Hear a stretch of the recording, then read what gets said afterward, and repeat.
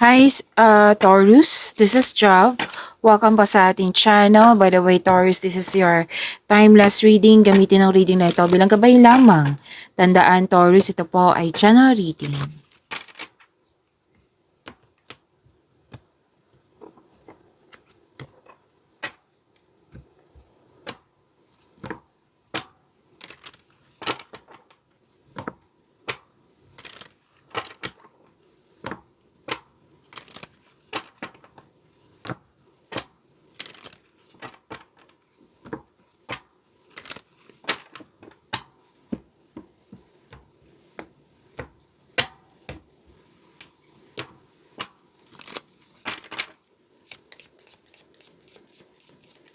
Angel number para kay Taurus.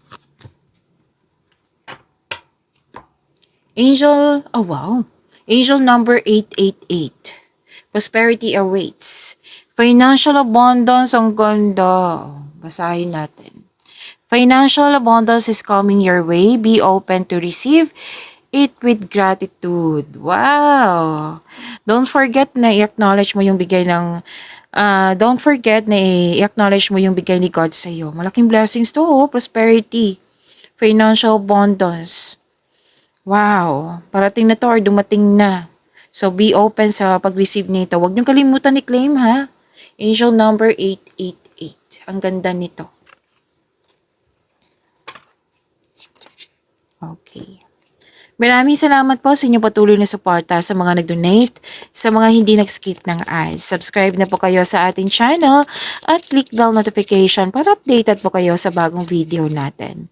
Para sa mga gusto magpa-reading po, comment po kayo ng personal reading and check ma-reply sa comment section.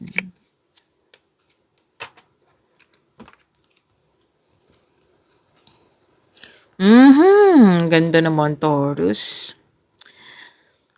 Lumabas din dito yung malaking pera. Receive nyo ha. I-claim nyo. Yan. Or di kaya may nakita kasi ako ditong makaka-receive kayo ng news, importanteng news or information. Malalaman mo din yung totoong intensyon ng isang tao sa'yo. So may self-love dito, nagkaroon ka ng time for yourself, to your partner, to your family, may ligawan, may nagkagusto, may nagkagustuhan, may nagkabalikan, may nagkakaunawaan, anong tawag dito? Yung hindi nagkaroon ng pagkakaunawaan ngayon, nagkakaunawaan na, may solusyon sa problema, may sagot sa katanungan. Diba? Ang ganda. Taurus, claim nyo po.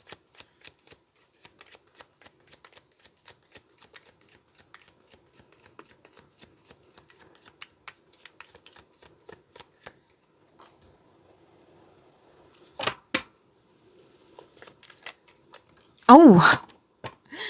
Wow, Taurus. Congratulations. Wow. I'm happy for you. Wheel of Fortune nakuha mo.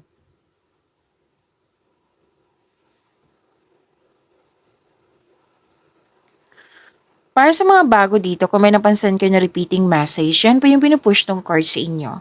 Like for example, nanood kayo sa isang video reading nyo, sa monthly, weekly, daily, first half, second half, 2026 reading, marami kayong 2026 reading. Napanood nyo na ba? Taurus at dito din. At may napansin kayo na repeating message. At yan po yung bigyan nyo ng atensyon, solusyon at aksyon kung maaari po. So na yung energy ni Taurus.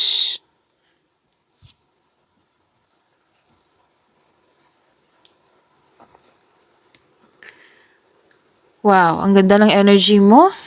You're very inspired. Please expect marami kayong ginagawa. At binigyan mo ng action, initiation. This is new beginning. Isang importanteng simulain, pagsasaplaran, pagpaplano. Posible din na may dumating sa inyo na mas naging inspired ka. Na may mga pagkakataon ka sa dito na mas na-inspired ka na gustong-gusto mo yung dumating sa iyo. This card tells you na pwedeng bagong proyekto, paglalakbay, pagsisimula ng relasyon, koneksyon, pagsisimula sa trabaho, negosyo, project, yan. So this card asks you to stay open sa mga signs na bigay ni universe and magbigay ka ng action. Okay? Kasi that is a naka-destiny sa iyo. Ang ilan sa inyo may chance na maglakbay sa malayong lugar or abroad po ito. Miss Jav, may abroad na ako eh. So, pwede din malayong lugar. Pwede maglipat ka sa ibang country or uuwi ka sa Pilipinas o kung ano man yan. And, yes, exciting opportunities. Oo. And soon, mag-harvest po kayo. Magbubunga ito ng masagana. Itong bibigyan mo ng aksyon, magbubunga yan ng masagana. Dalawang card kasi nagsabi dito, financial growth and stability din. Remember, this is energy. Pwede sa love and romance to, anong tawag dito, sa career and money, sa personal life.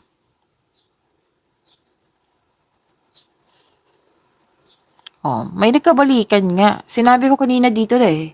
'Di ba? May nagkabalikan, yung nagtampuhan, nagkabate, may nagpasya na magbuo ng pamilya, may nagpasya din na magdagdag anak.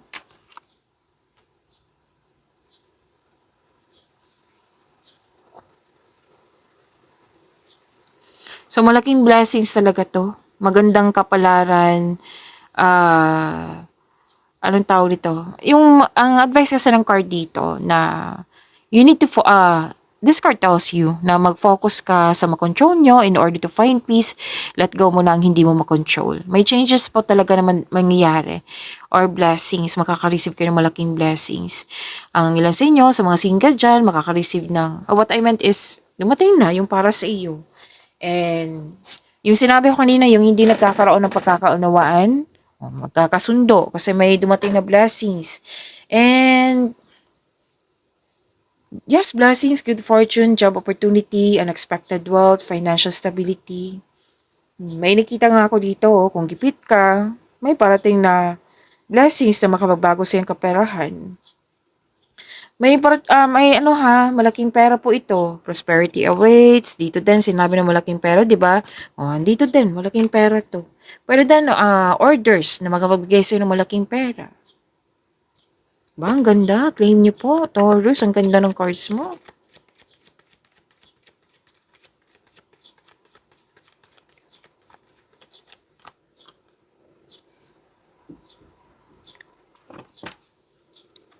Career and money.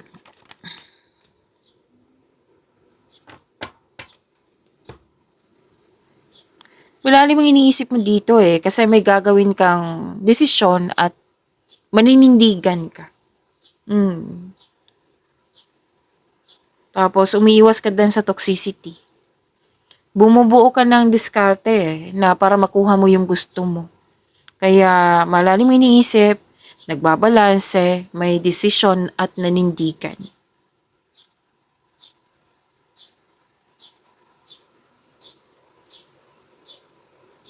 Okay. May signing of contract din. Wow ha, granted yung manifestation mo. Oh.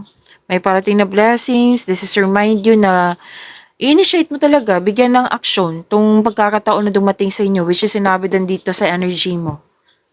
Okay? And you are a very talented person. Lahat gagawin para makuha ang gusto mo. And please know that you are divinely guided. May successful negotiation din.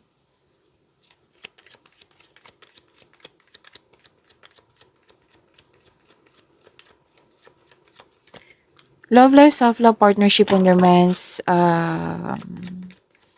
Taurus. Okay, dalawa po ito. Kunin ko na ha. Gusto niyang lumabas. By the way, Taurus, may love reading po kayo before this video. Kung hindi nyo mahanap, hanapin nyo po sa channel natin. Basta kaka-upload lang po iyon. Tapos, malalaman mo po kung sino yung, what I meant is, malalaman mo kung ano yung iniisip ng person mo ngayon. Huwag nyo lang kalimutan na mag-subscribe sa channel natin at i-click yung bell notification para updated po kayo sa video reading natin. Sa mga single, may advice ang card nyo dito na huwag kayong magmadala na magkaroon ng relasyon. Kailangan magkaroon ng same vision for the future para maging successful at maging healthy ang inyong relasyon. Sa mga relasyon sa buhay mag-asawa, pwedeng excited kayo, pero don't rush things. Kasi ang ending niyan is mapapressure kayo. Kumbaga, sabi ng card dito, make it sure na ang couple ay nagkaroon ng vision for the future, mag-create ng solidong foundation, mag-establish ng kahit anong plano para sa pag-level up nyo. Kumbaga, dapat may patutunguhan, may growth na mangyayari.